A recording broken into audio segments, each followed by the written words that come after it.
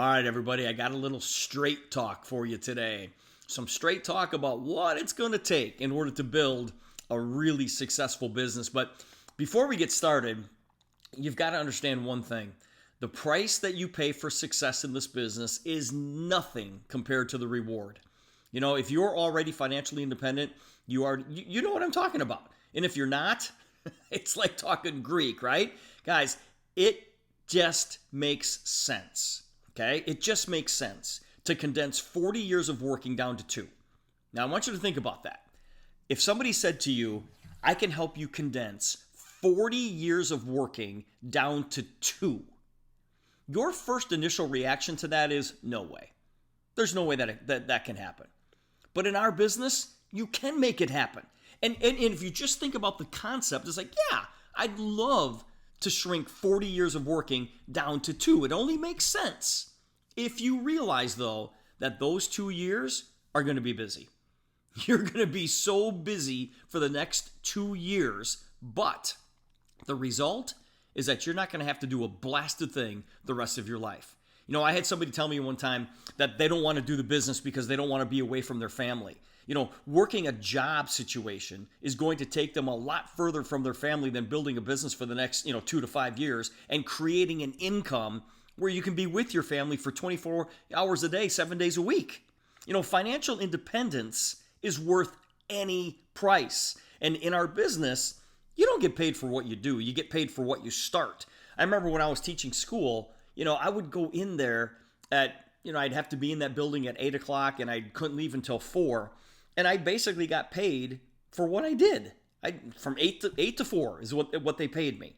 Well, when I got started in this industry and I was starting to get paid for what I started, guys, I like that a lot better. See, I never wanted to live in a house where my parents said, oh, that's cute. I never wanted to tell people to go to the stoplight, turn right, and my house is the third house on the left. I never wanted to live in a third, fourth, or fifth house on the right or the fourth house on the left. I wanted to live in a house that my parents would pull up to and go, wow. Why? I don't know, because you only live once. You only live one time. But if you live one good time, isn't that enough? Isn't that enough? And the thing that I really had to overcome was rejection. And you guys have heard me talk about this a million times, but if we could just overcome rejection, we win. Because you would pick up the phone and call people all day long, not caring about the result. Everybody wants a yes. But what they're worried about are the no's. People telling them no. Well, the best definition I ever heard for the word rejection is wounded self-love. We love ourselves so much that we just can't believe that someone would not be as excited about something as we are. And so when somebody tells you no, we take it personal. Don't love yourself so much. It's not that big of a deal. Here in Wisconsin, we have a lot more people than we do deer. And we kill deer every year. So there are so many people to talk to. It's no big deal if somebody tells you no. Don't let that one person tell you that this doesn't work. Don't let that one person steal this dream from you. This was back in my school teaching days when I was just getting started in the industry. And I was talking to this teacher about getting involved in the business.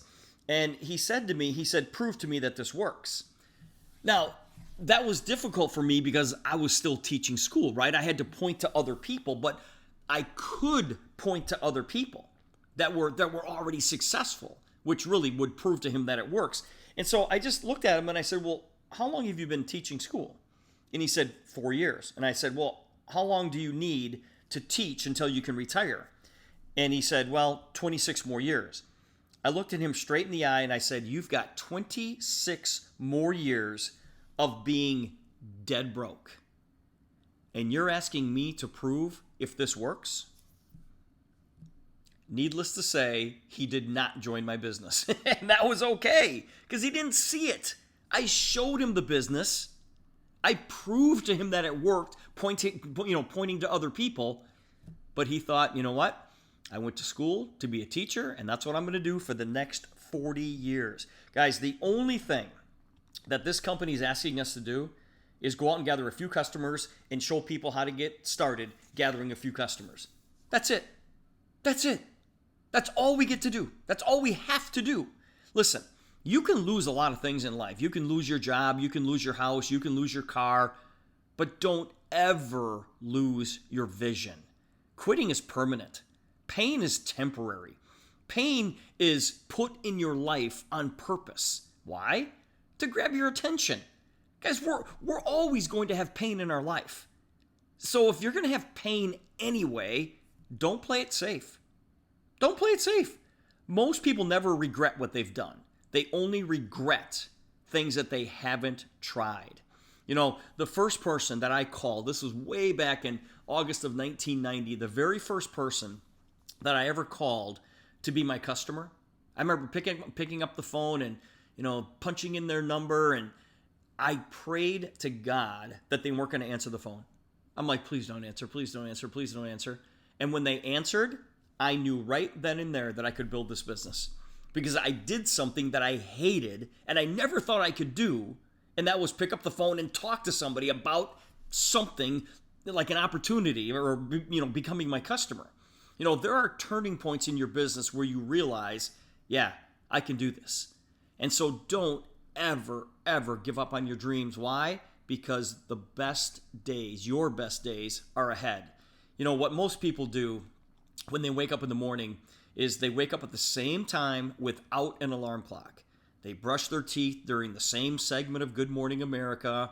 They know they have to leave during a certain segment of the show to get to work on time. They're like robots. And you sit back and go, oh my gosh. Have you guys ever done that? Have you ever been like in a job situation and you're driving to work and you literally pass the same people every day? And I don't care if it's in the city or the country or if you're on the interstate. If you're on the interstate highway, you're like, yeah, there's Bob. Or you don't even know their names. You just know them by their cars, right? You just know them by their cars. Well, how much fun is that? Who wants to live like that? This business showed me that there's another way. And in your life, you're going to get a couple of chances to make a lot of money. My question to you is this your first or is this your last? And I don't know about you guys, but I am not taking any chances. You've heard me say that in my 34-year career, this is by far the greatest product and the best financial opportunity that I've ever experienced. And that's 34 years straight of working in this business, working in this industry, $22 million we've earned in the business. And I'm telling you that this right here is better than anything that I've ever done in the past. Take that as a clue. Take that as a clue. But here's the thing, guys. The only thing worse than not doing this business is being broke. Guys, I never wanted to be broke. That is far worse than actually building this business. The feeling of being broke is way worse than the feeling you have of, dialing somebody's number and asking them to, come and look at your opportunity. That feeling of being broke is way worse. So, listen, if you don't want to do the business, that's great. Join the crowd. I didn't want to do it either. If you're not having fun, every day, great, me either. You're not having fun every day anyway. The difference is I wanted a better lifestyle. And I knew that if I didn't do something, I was doomed to a life of, average. And people say, well, what's wrong with average, Steve? Everything, absolutely everything is average when you know that you can do better. Guys, think about this. Why would you live in an average house or put your spouse in an average car or send your kids to average schools while you go out and play church league softball or go play golf 4 times a week, knowing that you could do better? Guys, what we do is hard. It is, but it's not that hard. It's bad, but it's not that bad when you consider the rewards from it. Because as good as I thought financial independence would be, it's better. It is way, way better.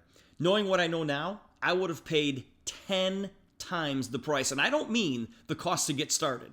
I mean 10 times the sacrifices that I made to get to where I am today. Guys, we live a life of contribution or survival. That's it. It's one of the two. It's contribution or survival. Either you're worried about paying your electric bill or your house payment or your car payment, or you're worried about retirement or your health insurance, or you've already taken care of that. And now you have an attitude of contribution, and you figure out how much you can help other people. That's the life you want to get to. And that is not $1 million decision.